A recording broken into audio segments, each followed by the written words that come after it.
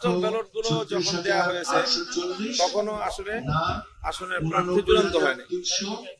তো সেই হিসেবে দেখা গেছে যে আমাদের যে জোটগত ভাবে আমরা নির্বাচন করেছি, আমার আসনে 500+ ভোট দাঁড়িপাল্লায় পড়েছে। জোটগত হবে সেই ভোটগুলো আমার রিক্সায় আসার কথা, কিন্তু এটা নির্বাচন কমিশনের তাদের ত্রুটির কারণে অথবা তাদের সীমাবদ্ধতার কারণে তারা প্রার্থী চূড়ান্ত করার আগেই ব্যালট দিয়ে দিচ্ছে মানুষের কাছে। তো সেই কারণে আমার এখানে বড় একটা ভোট হয়েছে, নষ্ট হয়েছে। আর সবচেয়ে বড় যে অভিযোগটা বা সমস্যাটা সেটা হলো যে আমার আসনে 9 জন প্রার্থী আমরা ছিলাম। তো 9 জন প্রার্থীকে 2টা কলামে নাম লেখা হয়েছে 5টা রোতে।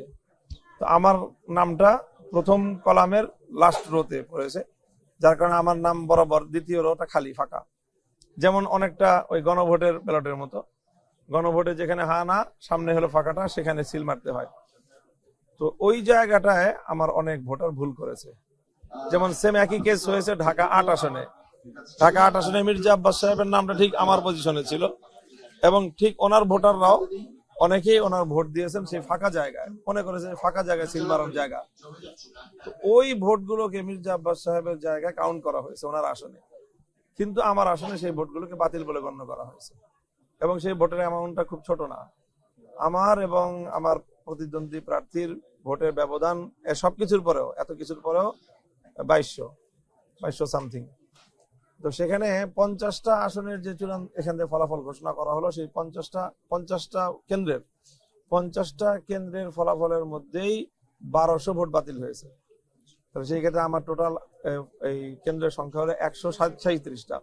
আমার আশঙ্কা যে সেই বাতিল ভোটের সংখ্যাটা হয়তো 3500-এর কোটায় গিয়ে থামবে যদি এই রেশিওতে হয়।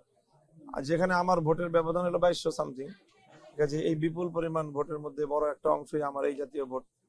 এটা আমার একটা কষ্টের জায়গা। নির্বাচন কমিশনের কাছে এখন আপনার হ্যাঁ, নির্বাচন কমিশনের কাছে আমি সেটা বলবো যে মির্জা আব্বাস সাহেবের জায়গায় যে ঘটনা ঘটেছে, তো আমি কেন একই দেশে একই শহরে একই নির্বাচনে ভিন্ন রকম আইনের আমি কেন শিকার হব কেন? আমার আশঙ্কাটার জায়গা হলো যে 50টা কেন্দ্রের মধ্যেই 1200 ভোট বাতিল হয়েছে। তাহলে 135টা আসনে, 137টা আসনে কতগুলো ব্যালট বাতিল হবে? 137টা কেন্দ্রের মধ্যে স্বাভাবিক। এখন কমিশনে আমি এখনো কথা বলিনি, আমি ইসের কাছে বলছি, রিটার্নিং অফিসারের কাছে। তিনি এই বিষয়টা বলেন যে এটা তো আমার সাবজেক্ট না, এটা কমিশনের সাবজেক্ট। তো আমরা কমিশনের কাছে সেই কথাটা বলবো। আর তৃতীয় আরেকটা কারণ হলো যে ওখানে একটা কেন্দ্রের, একাধিক কেন্দ্রের যে হয়েছে যে ফলাফল দিতে অনেক দেরি করেছে, বিলম্ব করে আমাদের আশঙ্কা যে সেই সময়টায় তারা কোনো ইঞ্জিনিয়ারিং করার চেষ্টা করেছে, যার এবং তাদেরকে প্রতিপক্ষ তারা ওখানে মানুষজন নিয়ে গিয়ে চাপ প্রয়োগ করেছে, মানে একেবারে এই ভোট কেন্দ্র ঘেরাও করেছে। তো এই সংবাদ পেয়ে আমাদের লোকজনও সেখানে গেছে। এই পরিস্থিতি উত্তপ্ত হওয়ার এক পর্যায়ে সেখানে আর্মি গেছে, আর্মি গিয়ে সেই ব্যালট ট্যালট সব সহ তাদেরকে ওখান থেকে নিয়ে চলে আসছে। এবং কেন্দ্রে যে একটা ফলাফল ঘোষণা করা হয় এবং কেন্দ্রে টানায় দেওয়া হয়, সেটা কিছুই করা হয়নি। পরবর্তীতে আমরা সেটা পেয়েছি এবং সেখানে টেম্পারিং করা পাই। সেখানে আমার প্রতিদ্বন্দ্বী প্রার্থীর নামে যে পরিমাণটা লেখা আছে সেই সংখ্যাটার মধ্যে টেম্পারিং করা, মানে কাটা একটা অঙ্ক লেখা ছিল সেটার জায়গায় আরেকটা অঙ্ক লেখা হয়েছে। তো আমার ধারণা আশঙ্কা যে সেখানে এরকম বড় একটা অঙ্ক, কয়েকশো ভোটের ব্যবধান সেখানে হয়ে গেছে।